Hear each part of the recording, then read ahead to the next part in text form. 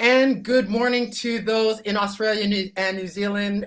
Good afternoon, good evening to friends and colleagues in Canada and the US. My name is Michael Haynes, and welcome to another edition of Breaking Through in B2B. Breaking Through in B2B is a live internet show dedicated to helping CEOs and leaders of service-based small and medium companies operating in the B2B space. It's my great pleasure to welcome the first of hopefully two guests today. I've got Andy Roots here to join me. Andy, so good to have you on the show today. Thanks for coming on board. Thank you, Michael. It's great to be on board. And it looks like we just had an email from Zal to say that he'll be with us in momentarily. Yeah, that's that's fine. Being live shows, we will run with it. So the theme for this month I'm having is very much around innovation, business innovation. And so really want to looking forward to having this discussion with you and with Zal when he joins to talk about innovation, but within the context of what we as service-based leaders of small and medium businesses are doing, because I think there's a lot of misunderstanding around innovation. I think people equate innovation with invention, which is what it's not all about. But first, before we get into it all, Andy, can you tell folks a bit about yourself, Numeric 8, and what you guys do? Yeah, no problem at all. I'm a Brit that left the UK in '97. I moved to New Zealand, and then I relocated from New Zealand to Australia in 2001. So I have the benefit of having three passports, Michael. Oh, very good. You're a global citizen, A Kiwi Andy. one, and an Australian one, and a British one. My background is in technology. I've been involved in tech startups and corporates. And 3 years ago, I made the decision to exit corporate life. My wife and business partner, Trudy Yip, she set up Numeric 8, a bookkeeping company 15 years ago, in the third bedroom where we used to live. And over the last 15 years, she's grown that from a couple of people to we're nearly 50 staff, based in St Leonard's on the Lower North Shore in Sydney, and in Parramatta, which is in the western suburbs of Sydney as well. Fantastic. That's a great story. I love those stories, going from, the garage, the bedroom, right through to becoming a, thriving, sustainable, profitable, small, medium business. That's fantastic. That's awesome. And so, yeah, so Andy, let's start to kind of get into things. So business innovation, and for folks, we're going to be talking about business innovation. And business innovation is around making new introductions and or improvements across your business. And it can be around products, it can be around services, it can be around organizational in terms of your process, what you're doing internally, joint ventures, alliances, it can be processes, it can be marketing. So there's kind of 5 kinds of business innovations, and they can be rather incremental, they can be a more significant monumental shifts. But it's these kinds of iterations that we need to be doing within our business to drive growth. So to kind of start things off, Andy, so Numeric 8 been around 15 years. You guys have really been quite successful, and going from strength to strength. For the benefit of our viewers, would love to know, particularly if we kind of just look back, I don't know, the last 18, 24 months. Can you tell us, what have been some of the key triggers that have been prompting you in more recent times, last, let's say 18, 24-month time frame? What have been some of those triggers that have prompted Numeric 8 to see the need to make further changes to maintain your level of success and growth and stability? Yeah, crikey. I feel like we've been through so many different situations. Probably. In the last 24 months. Who would have forecast that we'd have had a global pandemic hit us? So I guess there are quite a few lessons that I guess that we've probably, and triggers that we've learned. There are so. Where do I start? So we've added a new office, and I can talk about more details about that shortly.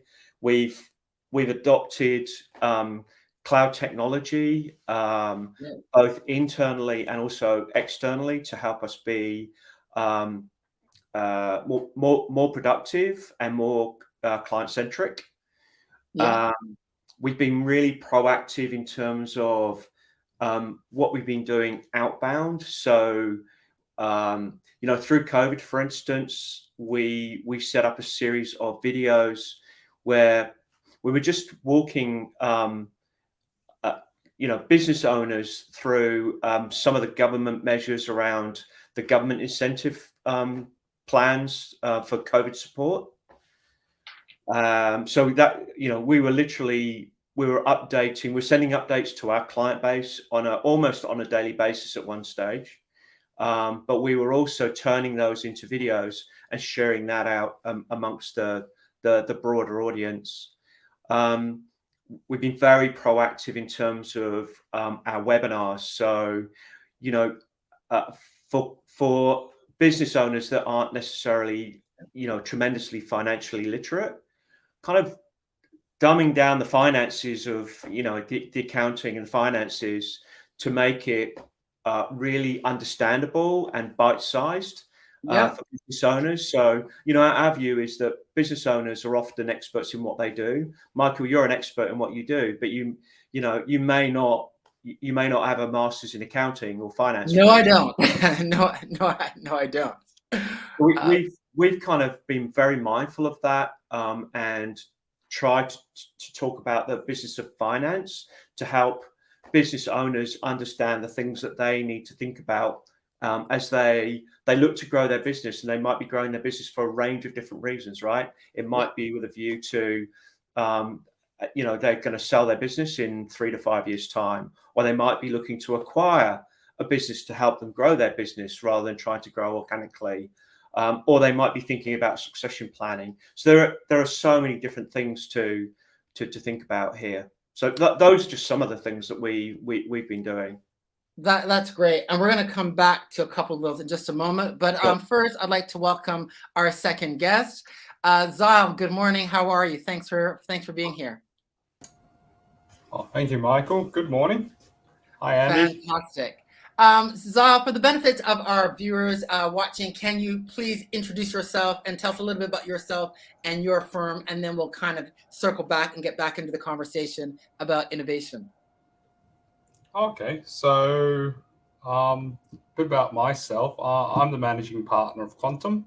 I founded Quantum Law Group about just over 3.5 years ago. Prior to that, I was the head of innovation special projects at Meridian, a position where I served for 2 years. And I guess legal technology and legal innovation has been something that has been the focus of my career. And I guess as a result, I've developed digital strategies, I've developed innovation strategies, platforms, and in Quantum's work is recognized, and its lawyers in, I think, approximately nearly 50 legal awards now. Yes, yes, you guys have really been killing it in that regard. Fantastic, thank you. So the theme of our discussion today is around innovation, business innovation. Really want to be starting to unpack what it is that service-based entrepreneurs such as ourselves can be doing to be making those improvements, those iterations in our business, either big or small, looking across the business to really progress and drive growth. So started to have the question I posed to Andy. I'm going to bring that to you, Zal, to help continue. First of all, we want to talk about some of the triggers. So what has been some of the triggers that have prompted some of the changes and innovations that you've made in more recent times within the Quantum Law Group? If you can kind of unpack those for us, let us know what have been one or two key ones in particular that have kind of led to kind of making some steps in terms of innovating. So I guess I'll go general then specific. In a general broader sense, the concept of leaving a large law firm to start my own firm was so that I could innovate as I see fit. I also lecture at the College of Law to lawyers who wish to go out on their own and either start their own practices or join existing practices as partners. And I teach innovation as well. Now, for innovation is something that is, in my view, quite necessary for businesses to actually not just survive, but to thrive as well. And if we look over time in any industry, there would be innovation. For us as small, medium service service professional firms, that pressure is probably, whilst there's the flexibility to innovate, that pressure is probably on us more than ever due to our size and our limited resources. So to innovate properly, to properly deploy those resources is the key and the focus. Now, in terms of various things that we needed to innovate on is at every stage in our growth in this firm, we needed to effectively have various paradigm shift. And I guess give the staff the heads up at which intervals that we're going to have to shift gears, and shifting gears is not always comfortable. Sometimes innovation means implementing entire, for example, recently we've moved off our existing a whole lot of software and systems onto a centralized SharePoint system, which allows us to work in a more decentralized manner. It may also mean effectively innovating in the sense that staff and their KPIs and their expectations are also revamped. So once again, at each stage, different things occur. It may also mean that the leaders of the business, expectations, roles, and responsibilities are also revamped and upgraded. So in terms of the recent innovations we've done, in the last 3 years, the firm has gone from just myself effectively to we're probably close to 30 now. So at every stage, it's been, I guess, very jarring sometimes shifts in innovation and shifts in paradigm, shifts in how we deliver services, how we onboard clients, how we run matters. It's I guess those are some examples of where innovation is not just implemented but absolutely required in order just to keep growing. Great, that's fantastic. Both of you have touched on a people element in terms of being innovating, in terms of the necessity from an internal perspective to help meet the needs of your staff, because people are the enabler to drive growth. So Andy, I want to come back to you on that note, because as some of the innovations that you've done within Numeric 8, you've done some from an organizational perspective to further meet some of the needs, changing requirements of your team. So can you talk us through for our viewers some of those internal innovations that you've undertaken to benefit from an internal team's perspective? Yeah, sure thing. So it's quite an extensive list, but probably top of the list was mindful of coming out of COVID. We had our team coming into a central office in St. Leonard's, and most of the team, even through COVID, because we were an essential service. And that was challenging for a lot of our staff members, as you can imagine, having to wear masks and, on public transport, and staff members spending, that lived kind of in the north or in the western suburbs or whatever, that was spending 2 hours coming to work and 2 hours going home at the end of the day.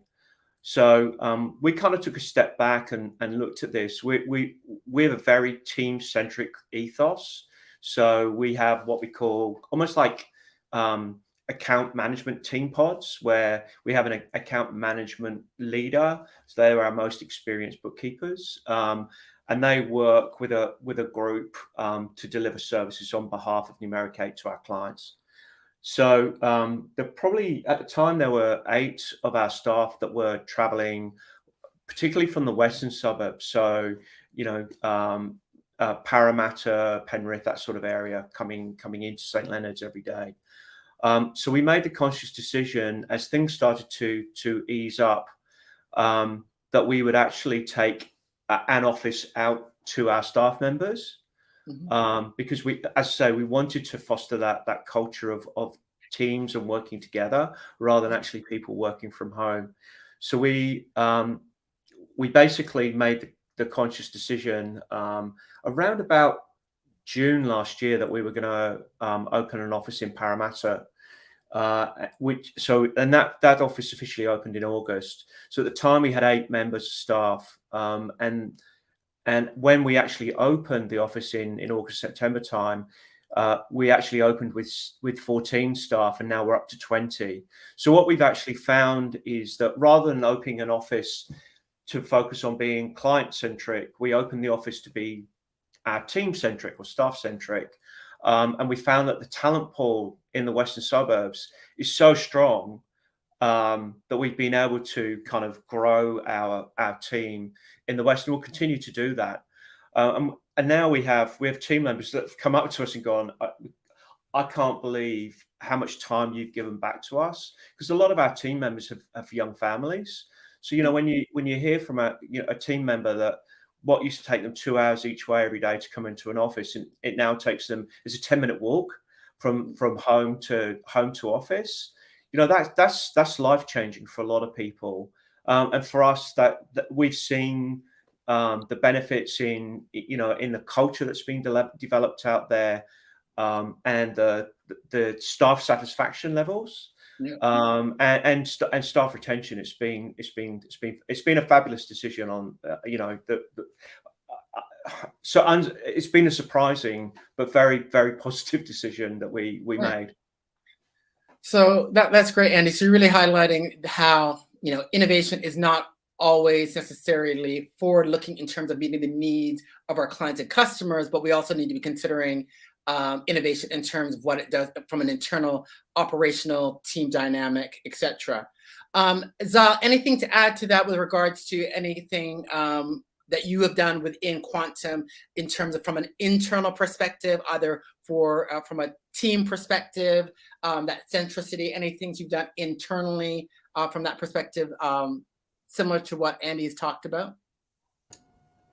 Oh yes. So how we've done it is, after pushing, let's say, external client focused type of innovation sprints, if you will, if we get a lot of work, then we need to obviously upskill the internal. It's kind of like a leapfrog scenario. Purely in terms of internal innovations and what we've had to do with staff and to ensure that effectively the firm runs, has been particularly for the more senior members. And when I say senior, I mean time in the firm. Some of them are still at university, but they're taking on extraordinarily complex roles and managerial duties, purely because they understand the business a lot better than someone who may have 10 plus years in the legal industry. However, they do not necessarily have the business know-how of, let's say, a very young person. So that experience is critical, I guess, in the business realm. However, that lack of other experiences, especially law and industry experience, is quite apparent. And one of our jobs in order to support the growth of people who are keen and motivated is to identify and support them to supplement the skill sets which they lack by effectively pairing them and buddying them up with someone who is more senior. In that sense, obviously, there is a huge gap in terms of probably age and even personalities and obviously even firm culture, right? Someone who's been at a startup, who knows the founders and the senior members would obviously have very different expectations to someone who's just been onboarded. But we found that allows a very, very fluid cross training where both, let's say, buddies effectively train themselves relatively quickly. And in terms of team dynamics, you get a overall better cohesion, better result, and I guess better product for the clients. So that's something that we've done. And the other thing is we've also, from our experiences, I guess in the first batch, which is there's no manual to do it properly, we've taken feedback as to what worked, what they liked, what they didn't like. And now we have a pretty comprehensive, I guess, overall training program, which is quite simply, we just record how to do things with just like this live stream, record it, and then the next time someone has the same training need, they can watch it, and that is also recorded. And over time, you get a effectively data bank of training videos. Okay. Awesome. Thank you both for that. So you've given some good insights in terms of some of the things we need to be thinking about as business owners from an internal perspective, in terms of innovating for the firm. Now I want to switch to talking about some of the external innovations to be, impacting the clients and markets that you are operating and serving. I want to talk, I'd like to unpack, in terms of delivery of services, there's been a lot of talk and a lot of studies around how the needs of the professional services buyers has changed, what their expectations are, how they buy, and what they're expecting from us as professional service providers. Can you talk, I'd like to understand from each of you, in terms of the delivery of services, what have been some of the significant innovations that you've had to implement most recently? Andy, we'll start off with you. In terms of service delivery, what sorts of changes, innovations has Numeric made in regards to adapting and meeting the requirements of your bookkeeping clients? Yeah, it's a really interesting question that you asked there, Michael. And some of the changes that we've made have been down to some of the newer technologies that are coming into play. But some of it is just some of the business challenges that our clients are facing. So, I guess a couple of the areas that we've seen, particularly around client challenges, is around staffing.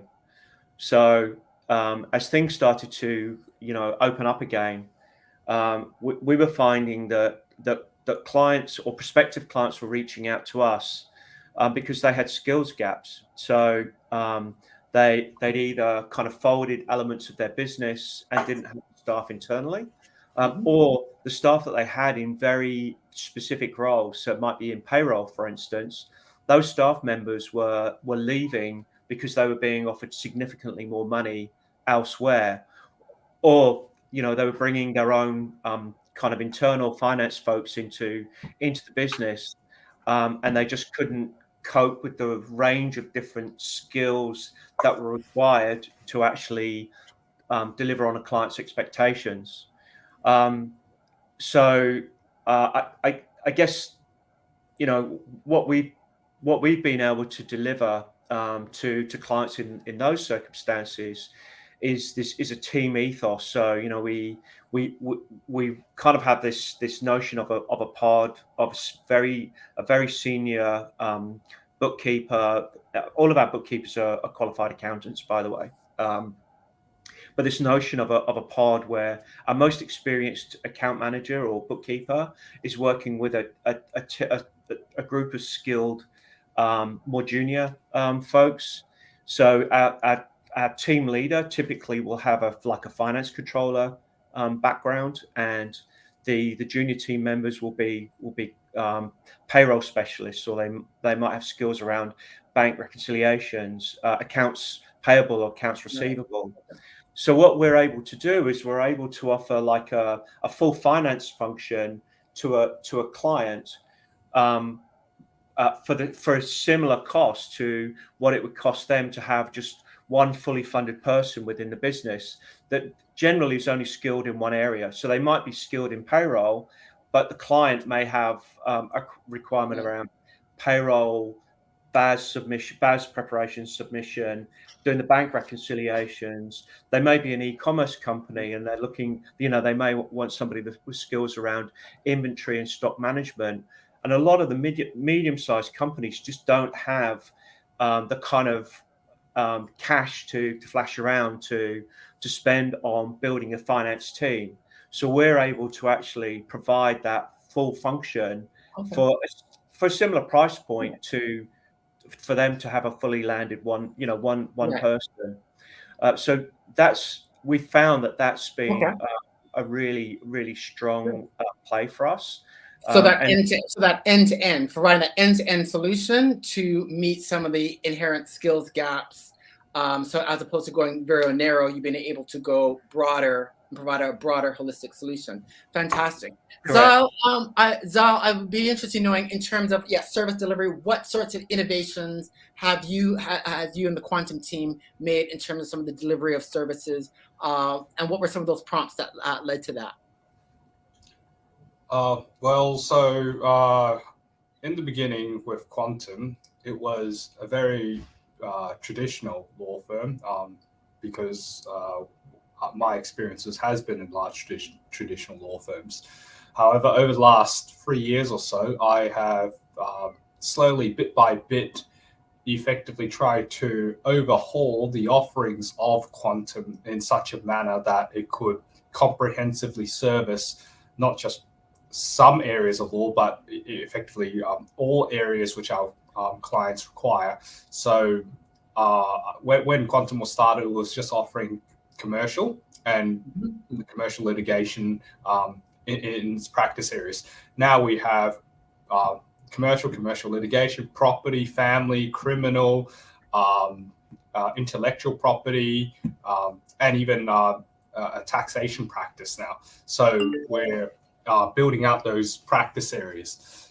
Simultaneous to that has been in terms of ensuring that when our clients come to us, they're not just getting what effectively they think they want and need, but we do a evaluation on have you considered a range of considerations, and that's all complementary. We can do that because our internal fluidity is so great that a lot of our lawyers are cross-trained in multiple practice areas. So if you come into our property practice to effectively,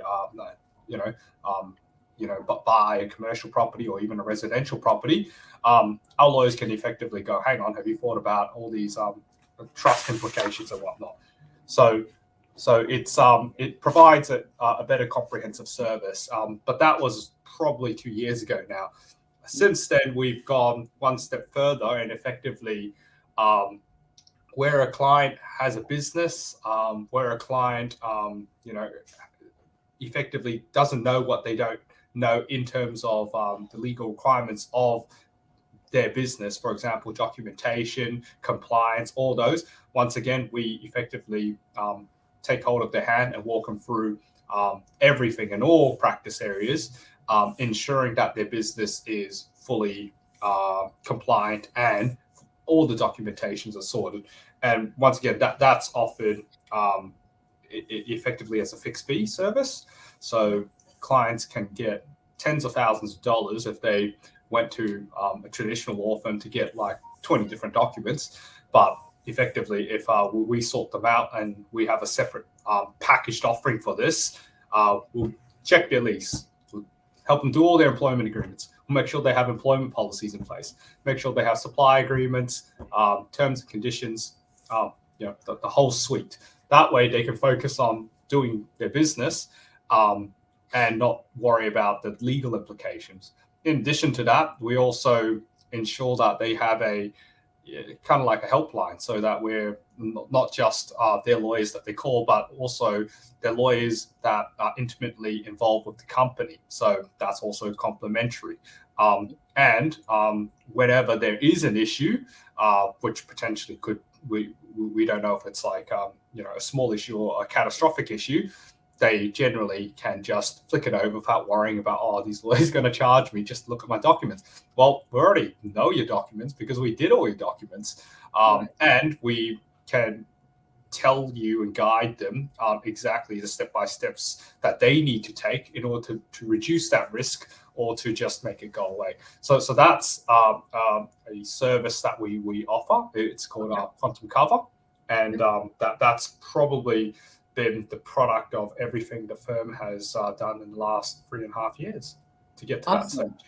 So it sounds from listening to you both that I'm hearing some common themes that in terms of innovating your businesses, that one of the areas we do need to think about in terms of our service delivery, which one may also call it product innovation, but taking is it fair to say, to take a very client-centric view and really looking at how we can really look at holistically clients' needs end to end, and being rather, I guess, prescriptive and proactive in identifying where some of those areas are going to need, even that they may not be aware of. And then also leveraging your internal skill base, which seems as though both of you are good at making sure you have that breadth and depth of skills and expertise so that you can provide an end-to-end solution as part of how you deliver to your customers. Is that a fair synopsis at a very high level? In terms of, we're going to talk of service delivery, which I would almost kind of throw under product. Is that kind of a fair, quick synopsis of what you both have done? Zol, you go.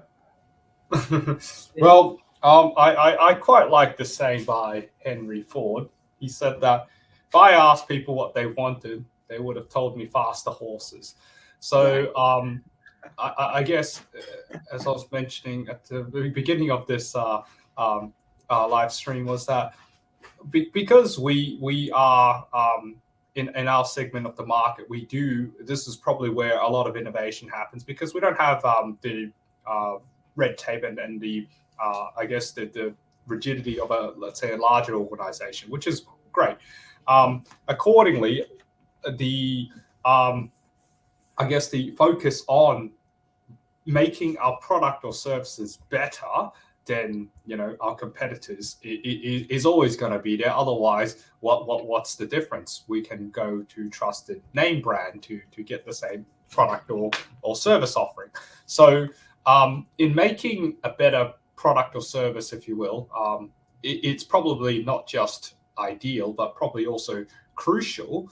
And it is also something which allows separation of differentiation of brand offering. But the way I look at it is I'm contributing to my industry and pushing, I guess, what effectively showing others what can be done.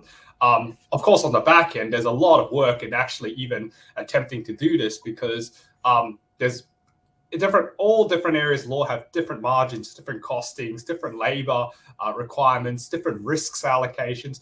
All those complexities need to be calculated and processed in order to even come up with a figure, and then to slap it to be a fixed fee figure. That takes a huge set of data in itself, and then to deliver it to the point that the client is happy, that's a different challenge altogether. So in that sense, what the product may seem, innovated and innovative, the process behind to do it right is actually quite time and process intensive. But we effectively need to do something like that. Otherwise, we'll be stuck with horses forever and not automobiles. Yeah. Well said. Thank you. Andy, anything to add to that about the whole service delivery, the construction, that service delivery, that holistic solution that you talked about that you're delivering? Any final comments to add to what Zhao was just saying? I think that, from our perspective, we were very clear about what we wanted to deliver and how we wanted to deliver it from the day that Trudy set the business up 15 years ago. We wanted to do things differently to the way that traditional bookkeepers did things, so, back then, and it still happens today, a bookkeeper would come on site maybe once every fortnight or twice a month or something like that. And then you could never get hold of them. So right from the get-go, we took a very innovative approach to how we engage with our clients. Our clients have access to our team every working day of the year. I don't know many other bookkeeping firms that can kind of provide that kind of service. We do that because 85% of our clients are on retainer with us. Yeah. I think we set out from the get-go to be different, but obviously as time has gone on, we've been able to tweak, and we've had to tweak based on changes within the market, and that might be employment changes, it might be regulatory and compliance changes, and certainly through changes in technology as well. Fantastic. Okay, looking to wrap things up here now, gentlemen. What would be a key tip to your fellow SME, service-based SME that's looking to get started? They recognize they need to start doing some things, particularly from we'll talk from an external perspective. What tips do you have to your fellow professional service firm colleagues, leaders that are they want to shift the dial, they want to move forward? What are some tips about getting started, or some watch outs that you have? Zal, a key tip or two that you'd have for folks that are going to be looking to kind of getting started to shift the dial on things? Sample your competitors' products or services. It's that simple. So before I became a lawyer, I was in business, and I instructed lawyers. And one of the reasons why I'm here today and trying to innovate so hard was because I found that experience convoluted and frustrating from the client perspective. So I obviously wanted to make a better service, and now productization of that service. So if we go off, it's like going to a restaurant. You go to a great restaurant, service is great, food is great, right? You have a great experience, but for us as business owners, we can learn a few things off them. Right. Okay, so that's a great tip. Checking out shopping and checking out your competitors is a great way to see where the gaps, where the opportunities. Fantastic. Thank you for that, Za. And Andy, from your perspective, what are tips for fellow professional service firm leaders that are looking to innovate and want to change shift the dial to really better meet the needs of the clients and markets? What's your tip for them on how they can get started and make that step? Well, I guess for me, and this is what we say to our prospective clients, is you're an expert in what you do, so focus on that.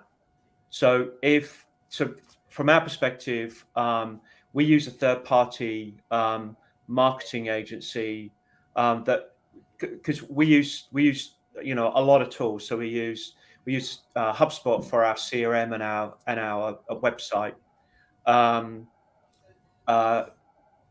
We're good at what we do. So we do end-to-end finance.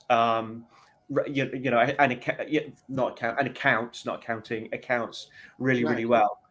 We're not a marketing company. Right. We're not a CRM company. We know where we want to go with our business, but in terms of marketing strategy, engagement, writing blogs, updating information on our website and social media, we're not experts in that. So we outsource that to experts in that field. Just like when we speak to our clients, outsource your accounts and your bookkeeping to us and focus on what you're really good at. So if you're a law firm, focus on that because that's what you excel in. But don't worry about the finance and the accounts. Give the accounting to your accountant. If you're of a size, if you've got a chief financial officer or part-time CFO that can help you with the strategic decisions you need to make, use that. And similarly with us and what we do with bookkeeping. So in other words, go, know your zone of genius, your areas of expertise, go deep on that and see how you can deliver best to your clients based by going deep in your areas of expertise. Well, gentlemen, thank you so much for coming on to the show. Really appreciate it. You've given some great practical, grass level roots, insights on how to innovate, how to take your businesses forward. Can you, for benefit of our viewers, can you each of you tell us how people can connect and stay with you? Zyle, how can folks connect and learn more about you, Quantum Law Group? Oh, we've got a LinkedIn page, so just follow us on LinkedIn. Yeah. Fantastic. And Andy, where should folks go for more insights about you, Numeric 8, how you can help and serve them? Yeah, thanks, Michael. So we have a LinkedIn, a Numeric 8 LinkedIn page or site. Reach out to me on through my LinkedIn, and come check us out on our website, numeric8.com.au. Fantastic. Well, again, thank you both, gentlemen, and thank you, viewers, for another edition of Breaking Through in B2B. For more insights around B2B strategies and how you can build and grow your business, please check out website listeninnovategrow.com, and be sure to check out, because starting the week of May 15th, going to be having the B2B Innovation Challenge for service and media, for small and medium-sized service-based businesses. Details for that are also on the website listeninnovategrow.com/B2B challenge. I'm Michael Haynes. Until next time, take care.